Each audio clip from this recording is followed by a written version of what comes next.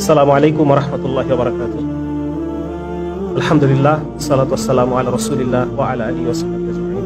আসলে আমি বয়সে খুবই ছোট, আসলে এত বড় একটা ষড়যন্ত্র এবং এই ষড়যন্ত্রের জন্য যে সুবিশাল কর্মযজ্ঞ প্রয়োজন, এটার দিক নির্দেশনা বা এটার করণীয় কি, এটা বলার মতো যথেষ্ট বয়স এবং ম্যাচুরিটি আমার হয় নাই বলে আমি মনে করি। তারপরও আমি উপস্থিত সকলের খেদমতে যারা এগুলো নিয়ে নিজ নিজ এলাকায় ফেরত যাবেন এবং এগুলো নিয়ে কিছু না কিছু করার মতো তামান্না অন্তরের মধ্যে রাখেন, তারা যেন একটা গাইডলাইন যেন তাদের সামনে থাকে, এই বিষয়ে হয়তো আমি কিছু প্রস্তাবনা কিছু পেশ করার জন্য আমি চেষ্টা করব। এছাড়াও আমাদের সম্মানিত মুরব্বী উলামায়ে কেরাম আমার সামনে উপবিষ্ট রয়েছেন, তারা আরো অধিকতর সুচিন্তিত মতামত এটার সাথে যোগ করে আমাদের জন্য একটা বিস্তারিত গাইডলাইন প্রদান করবেন, এই অনুরোধ আমি তাদের কাছে রাখছি। এখানে মূলত আমি একজন বাবা হিসেবে এবং আমার পেশাগত কারণে আমি একজন ডাক্তার হিসেবে এখানে এসেছি কিছু কথা উপস্থিত সকলের সামনে, এবং আমাদের এই কথা ইন্টারনেটের মাধ্যমে বাংলাদেশের কোনায় কোনায় পৌঁছে যাবে ইনশাআল্লাহ। এই সবার উদ্দেশ্যে আমি একজন বাবা এবং একজন চিকিৎসক হিসেবে আমি কিছু কথা বলে যেতে চাই।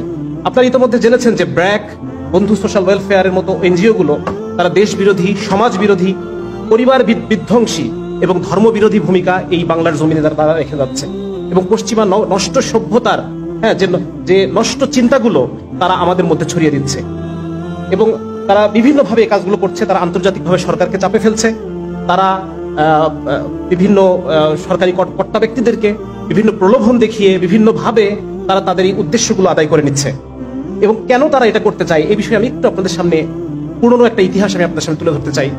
1813 সালে আমি আপনাদেরকে নিয়ে যেতে চাই।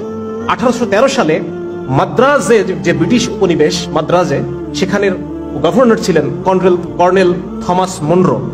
এই কর্নেল যখন ইস্ট ইন্ডিয়া কোম্পানির বার্ষিক যে অধিবেশন, সেখানে যখন বার্ষিক রিপোর্ট পেশ করছে, তখন উনি সেখানে বলছেন যে ব্রিটিশদের তৈরিকৃত পণ্য ভারতীয়রা ব্যবহার করছে না। আপনারা ব্রিটিশরা যে এত ভর্তুকি দিচ্ছেন, এত কম লাভে জিনিসপত্র এখানে দেওয়ার চেষ্টা করছেন ইস্ট ইন্ডিয়া কোম্পানি, কিন্তু আপনাদের এই পণ্যগুলো তারা ব্যবহার করছে না। তখন বলতেছে কেন ব্যবহার করছে না? আমরা যদি আরো দাম কমিয়ে দেই, আমরা যদি আরো ভর্তুকি দেই, বা আমরা যদি লসে বিক্রি করি, তবু কি তারা ব্যবহার করবে না? তখন কর্নেল মনরো বলতেছেন না, তবুও ভারতীয়রা এই পণ্য কিনবে না। উনি জিজ্ঞেস করছে কেন? তখন বলতেছে কারণ ভারতীয়দের রুচি এমন না, তারা যে ব্রিটিশ পণ্য কিনবে। উদাহরণ দিচ্ছেন উনি যে একজন হিন্দু পণ্ডিত, তিনি মাটিতে বসে খান, আমরা মুসলমানরাও মাটিতে বসে খাই, আমাদের সুন্নাহ। উনি বলতেছেন একজন হিন্দু পণ্ডিত, তিনি মাটিতে বসে খান এবং তার তো ডাইনিং টেবিলের দরকার নাই, সুতরাং আপনি তাকে ডাইনিং টেবিল কিনে দিতে পারবেন না। একজন মুসলমানরা যে ধরনের পোশাক পরিধান করে, তারা তো আপনার ইউরোপিয়ান কাটের পোশাক তারা কিনবে না। সুতরাং সবার আগে তাদের রুচিকে পরিবর্তন করতে হবে। কিভাবে পরিবর্তন করতে হবে? 1813 সালে ঘটনা শেষ। 1835 সালে উপমহাদেশে নতুন শিক্ষাক্রম তৈরি করা হলো, নতুন পাঠ্যপুস্তক, নতুন শিক্ষা ব্যবস্থা।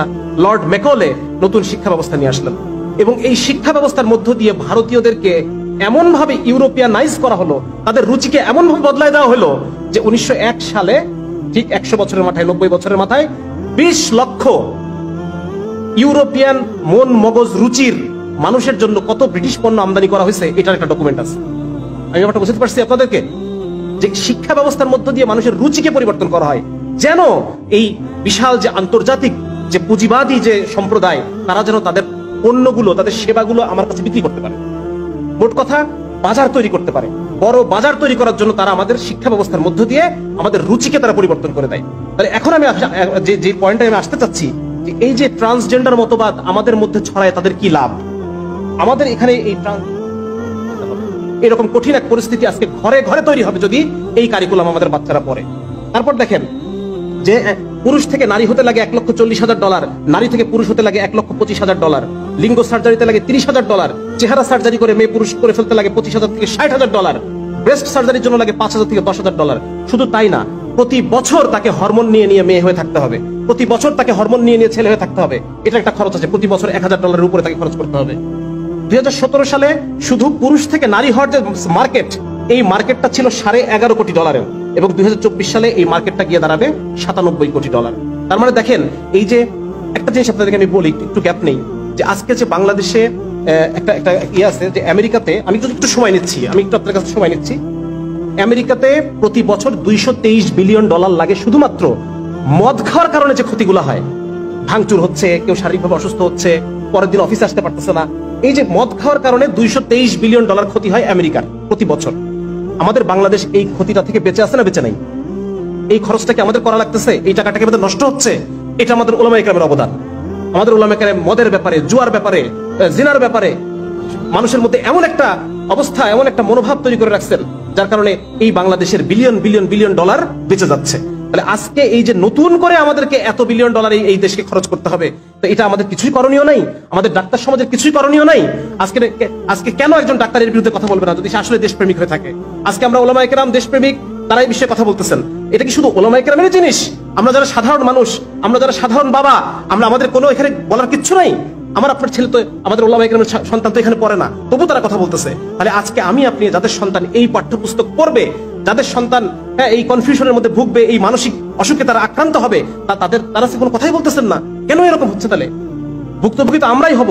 সেদিন একটা ভিডিও খুব ভাইরাল হয়েছে, সেই ভিডিওতে দেখা যাচ্ছে যে আমেরিকার একজন বাবাকে এনে একটা লাইভ শোতে বসানো হয়েছে, আর তার ছেলে যে সব পুরো সার্জারি করে মেয়ে হয়ে গেছে, সেই ছেলেটা মানে এমন যে লম্বায় 6 ফিট, এরকম কাঁধ প্রশস্ত, মাসল, মানে পুরো একটা শক্ত সমর্থ পুরুষ।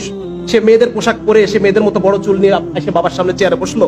সেই ছেলেটাকে দেখে বাবা হু হু করে কান্না করতেছে যে আমার সন্তান এরকম হয়ে গেল, আমি বাবা হিসেবে ব্যর্থ যে আমি আমার সন্তানের কাছে আইডল হতে পারলাম না। আজকে এইভাবে কান্না করার জন্য আপনারা প্রত্যেকে প্রস্তুত হন। আজকে এই ভিডিও যে যেখান থেকে দেখতেছেন, যার বাসায় সন্তান আছে, আমার একটা ছোট্ট বাচ্চা আছে, 7 বছর 4 বছর, আমি জানি না আমি তাদেরকে কোন দুনিয়ায় রেখে যাচ্ছি। আমি জানি না আমার মৃত্যুর পরে আমার সন্তান সে কি হয়ে যাবে, আমি জানি না। সে কি আসলে মুসলমান থাকবে, সে কি আসলে নারী থাকবে, আমার মেয়ে শিশুটা কি নারী থাকবে কিনা, আমার ছেলে শিশুটা পুরুষ থাকবে কিনা, আমি বলতে পারতেছি না। আজকে এক অসহায় বাবা হিসেবে আপনাদের সামনে আমি আসছি, এবং আপনারা প্রত্যেকে যার যার জায়গা থেকে আওয়াজ তুলেন, যার যার জায়গা থেকে এটা নিয়ে আপনারা আলোচনা করেন, যাতে করে এই জিনিসটা এখানেই যেন এই জিনিসটা থেমে যায়। এই সমস্ত যারা এনজিও, যারা অপকর্ম করতেছে, যারা আমাদের সন্তানদেরকে আমাদের কাছ থেকে ছিনিয়ে নেওয়ার চেষ্টা করতেছে, আমাদের পরিবারগুলোকে ভেঙে ফেলার জন্য তারা যত ধরনের প্রচেষ্টা সবকিছু তারা করতেছে, তারা যেন নিবৃত্ত হয়, তারা যেন নিরস্ত হয়, এই জন্য আমাদের সবাইকে ঐক্যবদ্ধভাবে কাজ করতে হবে। এখন আমি খুব সংক্ষেপে 2-1টা পরিকল্পনা আমরা